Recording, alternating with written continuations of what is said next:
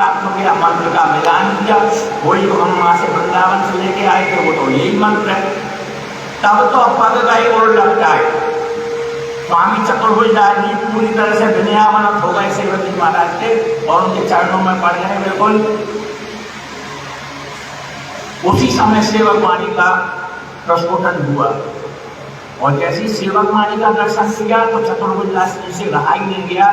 स्वामी चतुर्भुजदास जी उस वाणी को लेके वृंदावन आ गए। श्री बंचन सुनी जब वाणी, सेवक दर्शन की तब ठानी। जैसे बंचन जी महाराज ने सेवक वाणी का दर्शन किया तो उन्होंने भी प्रतिज्ञा कर ली कि जादिन सेवक को लग पाऊं तादिन सकल भंडार लुटाऊं। जब ये बात सेवक जी महाराज ने सुनी कि मेरे जाने से पूरा भंडार लुट जाएगा तो उन्होंने अपने आने का विचार ही स्थगित कर दिया। बोले अगर मेरे जाने से राधा वल्लभ जी का भंडार लुट जाता है तो मैं वृंदावन नहीं जाऊंगा। जब बंचन जी महाराज ने उनकी प्रतिज्ञा सुनी तो फिर उनको फिर पत्र लिखा, तुम्हें हित सौ जो ना हो, तुम्हें हरिवंश जी की ही सौगंध है। बार बार वो पत्री लिख बुलावे और सेवक दर्शन को नहीं आवे। बार बार पत्री लिखते थे और सेवक जी महाराज ये सुनते कि मेरे जान से भंडार लुट जाएगा, वो नहीं आ पाते थे। तब जब उन्होंने लिखा, अब की बार पत्र में लिख दिया कि तुम्हें हित जी की ही सौगंध है, तब सेवक जी से नहीं रहा गया और सेवक जी महाराज छिप करके अपने आप को वृंदावन में आए। जिस समय वृंदावन में आए थे उस समय बंचन जी महाराज समाज में आनंद ले रहे थे। रहे समाज घूम रहा है बनमाली। बनमाली माने गोस्वामी बंचन जी महाराज, उनका ही नाम है बनमाली दास। तो जैसे ही उनका आगमन हुआ, बड़ी भीड़ में यो पहचानो, नेह भरी चितवंते जानो। सेवक जी तो छिप के आए थे, वो अपने सोच रहे थे कि मैं आ जाऊं और दर्शन कर जाऊं और लौट जाऊंगा, किंतु बंचन जी की दृष्टि से वो छिप नहीं पाए। मेरे भरी चितवंते जानो और बड़ी भीड़ में न्यो पहचानो। इस तरह से उनको पहचान कर लिया।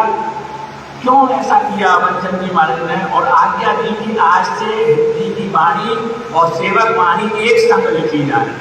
सी 84 को लिखो सेवक वाणी संग। आज्ञा दी उस समय से लेके आज तक जितनी भी प्राचीन कृतियां प्राप्त होती हैं उनमें हितवाणी 84 जी के संग सेवक वाणी जरूर मिली हुई है। दोनों का एक संग पाठ किया जाता है। तो ये प्रश्न होता है कि और बहुत सारे धर्मी थे, बड़े बड़े धर्मी बैठे हुए थे, प्रबोधानंद जी महाराज बैठे हुए थे, स्वामी जी बैठे हुए थे, हरिराम व्यास जी बैठे हुए थे, सेवक जी के लिए इतनी प्रधानता क्यों दी? क्योंकि सेवक वाणी को पढ़ करके पंचम जी ने ये बात अच्छी तरह समझ ली थी कि श्री हरिवंश आदि का यदि कोई ज्ञाता है तो एकमात्र सेवक ही है। श्री हरिवंश आदि का ज्ञाता एकमात्र सेवक है। ये बात बंचन जी ने अच्छी तरह से समझ ली थी। क्यों समझ ली थी? क्योंकि उन्होंने देखा कि महाप्रभु तो अपनी वाणी में सारे सूत्रों को तो लिख गए किंतु उनका विस्तार नहीं किया उन्होंने। महाप्रभु की वाणी कैसी है? सूत्रात्मक वाणी है। सारे रस सिद्धांतों के उसमें सूत्र हैं किंतु उसका विशदीकरण नहीं है। और सेवक जी की वाणी क्या है? ये उन सूत्रों का विशदीकरण है। हिंदी महाराज के द्वारा दिए गए जो सूत्र हैं उनका विशदीकरण है सेवक वाणी। इसलिए सेवक जी बार बार कहते हैं श्री हरिवंश जो श्रीमुख भाकी शोभन भूमि चित्त में राखी। जो जो श्री हरिवंश जी ने गाया वही वही मैं गा रहा हूँ, अपना नहीं कह रहे वो। श्री हरिवंश जो श्रीमुख गाई, जो जो उन्होंने गाया उसी को मैं आपको बता रहा हूँ कि ये उन्होंने गाया। श्री हरिवंश गीत सुनाओ, मैं अपनी रीति कुछ नहीं बता रहा हूँ, मैं अपना सिद्धांत बता रहा हूँ। श्री हरिवंश दूसरी गीत सुनाओ। तो ये बात बंचन जी महाराज ने अच्छी तरह समझ ली थी और इसीलिए उनके ऊपर पूरा भंडार न्यौछावर कर दिया। सेवक जी की प्रधानता इसलिए भी ज्यादा है, इसलिए भी अधिक है कि जब हम देखते हैं महाप्रभु का निकुंज गमन हुआ था तो उस समय कौन दुखी नहीं था।